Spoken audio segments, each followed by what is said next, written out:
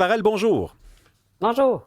On parlait avec Yves Daou et Fred Bastien il y a quelques instants de cette idée-là de la CAQ, d'un projet pilote. Est-ce qu'on laisse les magasins fermer plus tard?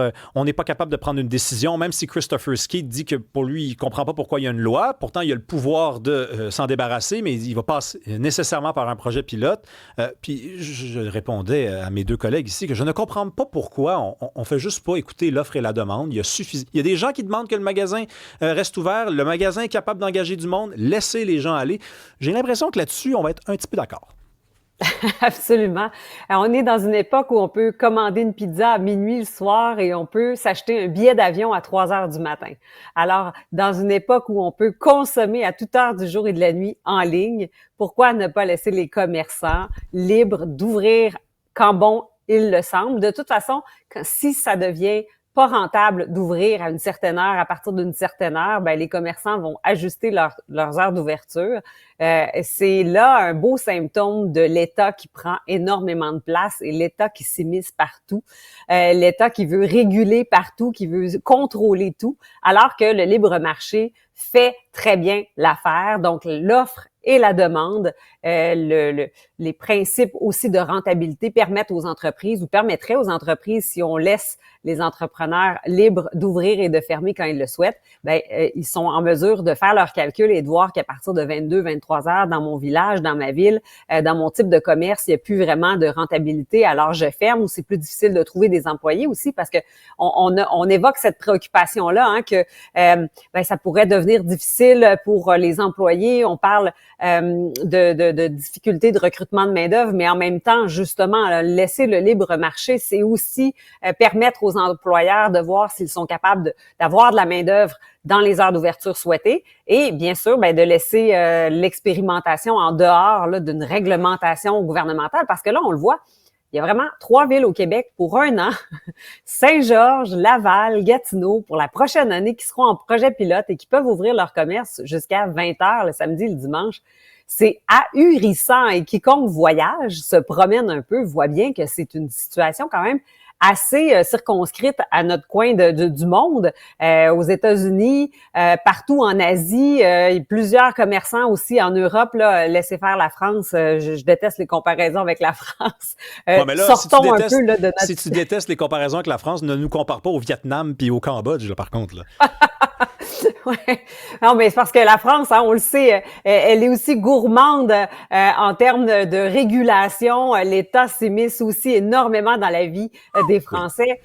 Donc, c'est pour ça où je dis il faut sortir de cette comparaison avec la France, parce que quand on se compare à un État très gourmand, très tentaculaire, ben c'est sûr qu'on trouve qu'on est bien normaux. Mais si on se compare au reste du monde, où on peut aller magasiner facilement n'importe où à 22 heures le soir, eh bien, je trouve que on est emprisonné là dans nos réglementations et c'est pas comme si l'État se cherche quelque chose à faire, se Ah cherche des non. missions et a coché toutes les cases là d'efficacité un peu partout.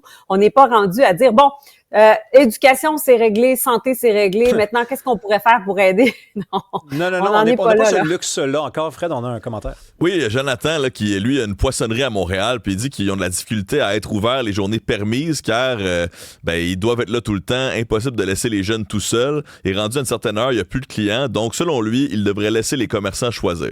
Ben oui, mais c'est aussi Ben simple oui, que ça. absolument. En plus, tu sais, quand on discute de gauche, de droite, de libertés individuelles, de libertés collectives, c'est précisément, à mon avis, ce genre d'enjeu-là qui rend le monde cynique. À droite, les gens Ouais. qui ont l'impression de vivre dans une espèce de réglocratie au Québec. Là, tu as un ministre qui dit, je pense que cette loi-là n'a pas d'affaire à exister. Mm. On va songer à l'enlever. On passe par un projet pilote. Un projet pilote, c'est combien d'années encore à tolérer Ouais. ce genre de société-là? L'offre et Ouais. la demande, c'est simple. Hey, regardez ça, je ris, j'arrête plus de rire parce que dans 3 villes, pendant un an de temps, toutes les fins de semaine, ils pourront ouvrir jusqu'à 20 heures le samedi et le dimanche. Au bout de cette année-là, il y aura des rapports qui seront remis, qui Ben seront oui. étudiés. Donc, il y aura des fonctionnaires qui vont plancher là-dessus. Il y aura de la bureaucratie encore là pour faire des rapports, étudier les rapports et par la suite donner des recommandations en fonction de, parce que là, on le fait à Saint-Georges, en Beauce, donc pour démontrer l'efficacité de la mesure dans un lieu plus éloigné des grands centres urbains. Mais tout ça pourrait très bien s'effectuer par commerce, par entreprise, en fonction de sa réalité, sa clientèle, ses employés, et que l'État se mêle des choses qui sont encore très difficiles à réguler, à améliorer. Et franchement, c'est un gouvernement puis de voir un ministre dire « Oui, je le sais que ça n'a pas de bon sens, j'aimerais ça le changer, mais je le change pas. » À quoi tu sers? Est-ce que c'est un aveu que tout se décide dans le bureau du premier ministre et que les ministres n'ont pas vraiment beaucoup de pouvoir? Est-ce que c'est un aveu de manque d'influence au sein du caucus de la Coalition Avenir Québec, pas capable de faire avancer ses idées? Est-ce que c'est un symptôme d'un Québec qui a tellement peur du changement et dès qu'on propose un changement, il y a des montées de boucliers et que finalement, on a donc bien peur de la controverse, alors on y va à tâtons comme ça, à petits pas. Mais peu importe ce que ça évoque, j'ai pas trouvé de bonnes raisons pour maintenir ce genre de réglementation en place. Puis je t'ai aidé à chercher sans que tu le saches. J'ai cherché, je trouve pas grand-chose moi non plus. Fred, on a un autre commentaire. On parlait tantôt de se comparer avec d'autres pays. Là, il y a Patrick de Saint-Jean qui dit qu'il aime mieux être comparé avec l'Australie que, je le cite, les Français chialeux. Puis tantôt, on parlait de se comparer à d'autres pays. Je peux vous dire qu'au Vietnam, les magasins ferment tard, mais le gouvernement a beaucoup de place, par exemple. Là, ah oui.